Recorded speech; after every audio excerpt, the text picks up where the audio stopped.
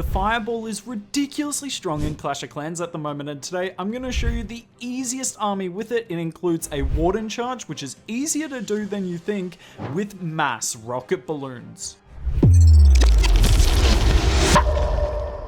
Before we get into the live attacks, here is the army comp here. The link for it will be down in the description below, but I know what you're all thinking. What's the hero equipment? Here it is. If you have a high level spiky ball, I'd use that instead of the rage vial, but rage vial is fine. A healer puppet, even if it's not maxed, is better than the frozen arrow, but if it's level 1, then use the frozen arrow. That's still fine. All you need is a level 18 fireball for this. Any higher, don't really need at all.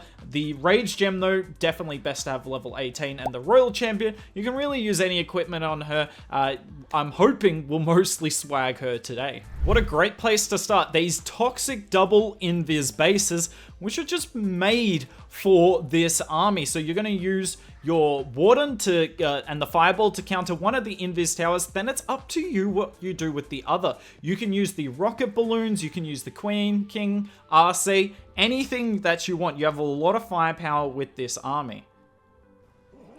So I'm just going to pop it instantly, just in case there's a Tesla farm in the area. So you notice 2 Quakes gets all of those buildings down, and away we go. I'm waiting for my Warden to pick a direction here before I think of anything. I'm kind of hoping he goes up, because there's such good fireball, flame flinger value down here.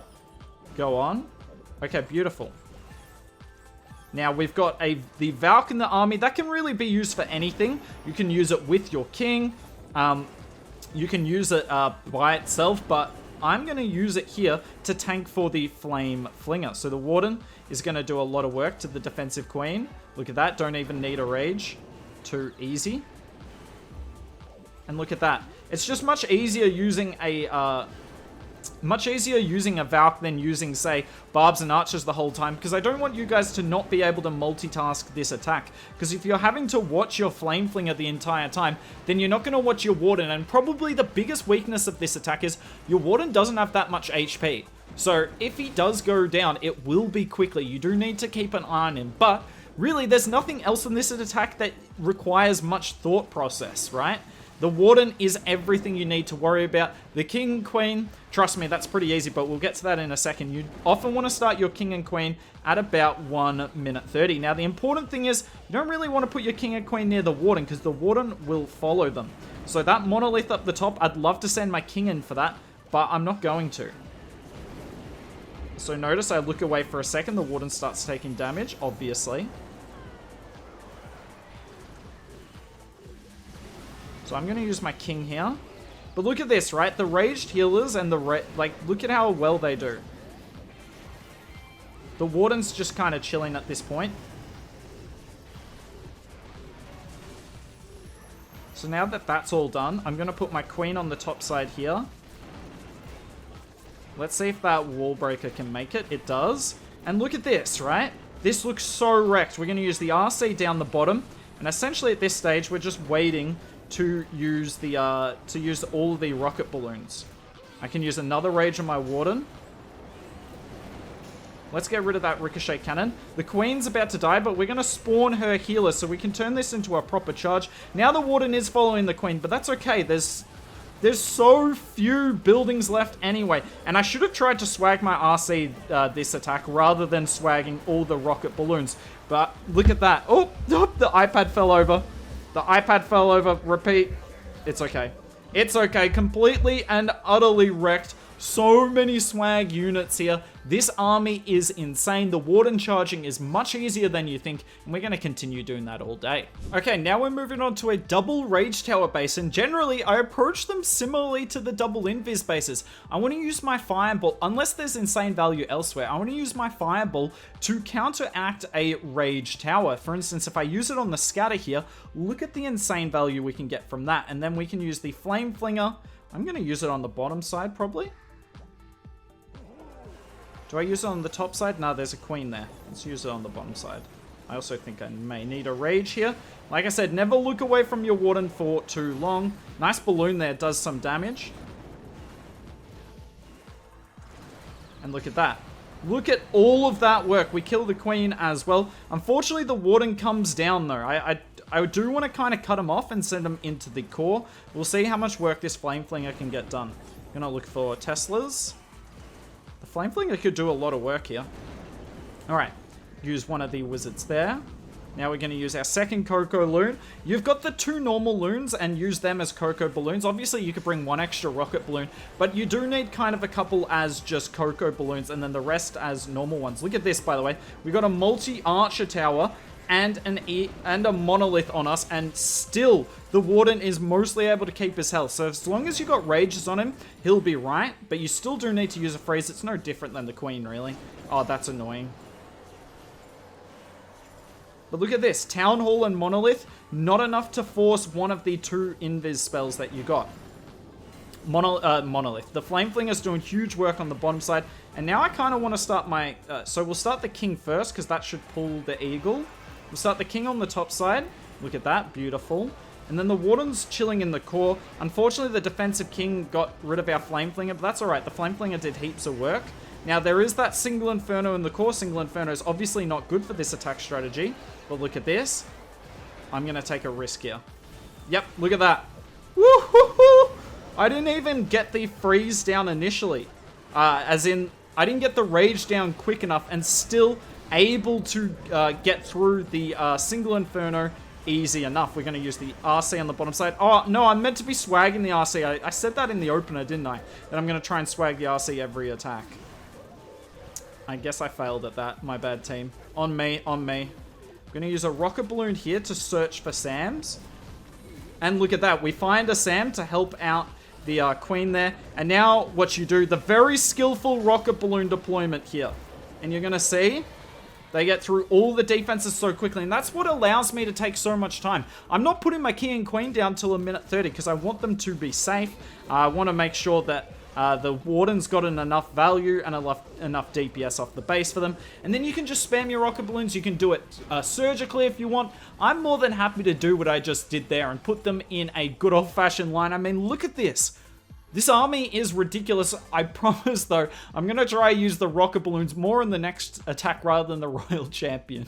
Now we're coming in on this base here. Now the easy option is just to go for one of the multi-archer towers with the fireball, right? Because if you get rid of one of the multi-archer tower, or target it, then you can get rid of the CC poison tower and that multi-inferno. But I don't think that's good enough value. I can Flame Flinger most of that anyway, and as you can see on this base, as we get a nice headhunter in there, that's going to be raged, and yep, the Queen doesn't even shoot at our Warden. What I want to do is use the fireball for the core of the base. Now, this is going to be an extremely difficult funnel, but that's what I love about Warden charging, more so than doing, say, the Super Witch attacks where you use the fireball at the start. Because with the Super Witch attacks, you've got to use your fireball in the first 30 seconds. If you don't, what are you doing? You're just wasting time, essentially, at that point. Whereas with this, I can take as long as I want. Now, you obviously do not want to take too long. And I do want to get a CoC balloon in here because I'm pretty sure there is a bunch of Sams, but what can you do? Get my CoC balloons. But yeah, I'm not in any sort of rush here to get this fireball to work. Nice, we find the NATO. Now, what am I going to do? We use one of the invis, and look at that. The entire core of the base is gone. Now, it's going to be a little bit awkward when the stuff becomes visible again, but completely fine, and look at that. The entire core of the base is gone, and the Flame Flinger's gone anyway. And the Flame Flinger's up there anyway. That's why I bring the double invis rather than, say, 2 freezes, because you can use it, A, to make your Warden invisible, but B, you can also use it to make what he's targeting invisible, and go for the core of the base instead. Now that this all has happened, I'm going to start my Queen up there. Then I reckon King here. And hopefully he should go in. The Queen should go in too. I just need to look at my Warden. I want to get rid of that. I want to get rid of the Eagle kind of quickly here. It has been a bit of a pain. The Flame Flinger's doing a great job. Oh, that's not... Well, let's not take anything away from this. I know some of you will say, well, this attack doesn't count. It's a terrible defensive CC. And you know what? You're spot on. You are spot on. That's a terrible defensive CC. But that's not the reason I'm tripling here. This base was wrecked no matter what CC came out. And you can see the rocket balloons are so good here because a lot of bases have the anti-air stuff all kind of in the same spot. And look at that. The rocket balloons go in. Queen's on the top side. Still got a bunch of rocket balloons left, and hopefully I showed you in this attack that using the fireball in the first minute isn't really necessary at all. Set it up, go for the bigger value if you can. You've got all the spells, you've got all the siege machines and heroes in the world to make it work. What better way to finish this video than with a war attack, and we're coming on up against a base with 3 single infernos. Now, a lot of you, well, not a lot of you, but some of you have said that you don't believe that the Warden charge will work on bases with 3 single infernos. Let's prove it. Let's prove it, or maybe you'll be right. One of us will be right by the end of this attack. I guess we'll find out who in the next couple of minutes. Don't. I'm always, like, people are such trolls. I'm scared of stuff like that. But, alright start so far. I want to get rid of this cannon. I don't really need to get rid of the wizard tower. I think if I get rid of this cannon, that will be enough of a funnel. Look at that CoC balloon. That's going to cover so much ground. Exactly where my healers are going to be. Now, I am worried about there being Teslas. Okay, I got to keep those 2 archer towers for the mortar there. Alright, so the Warden's going to do its thing. Now, he will activate... Actually, I want to get rid of that wizard tower. He will activate the invis tower, but that's not really a problem for me here, because I want to target the bomb tower anyway. Oh, are you kidding? Where are you going? Okay. I did not expect him to go this way, I'm not gonna lie.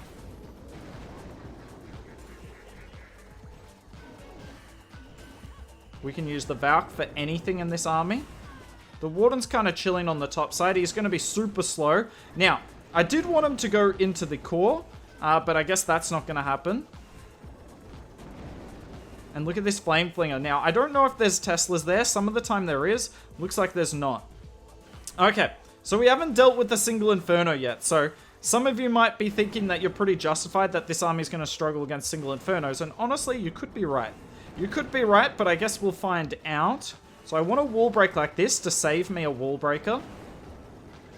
And that's where I want a queen charge, but the Warden's taking a while to get out of the way. Alright, the Warden's out of the way now. I'm not worried about that. I'm going to start my king up here. I'm going to wall break him in.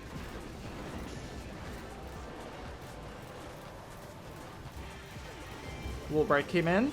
An Ice Hound just came out. Beautiful. Now, here comes the fun part of the attack. We got heroes on every side of the base. I did not try and place my wizards there. I have no cleanup wizards. I've been trying to spam deploy the rocket balloons for a while.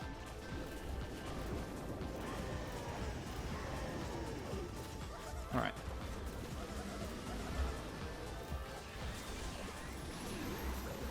Now we can just spam in the rocket balloons from every which direction.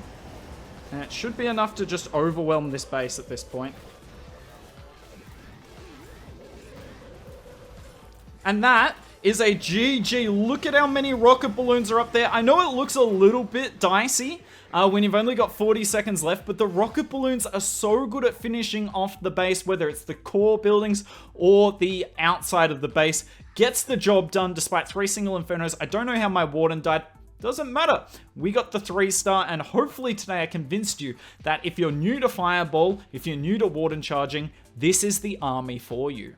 However, if you're a bit more advanced and you want to do the double hero charge, which is a queen charge and a Warden charge simultaneously, I'll link that on the left. That army is definitely stronger than this one, but I find this one more satisfying.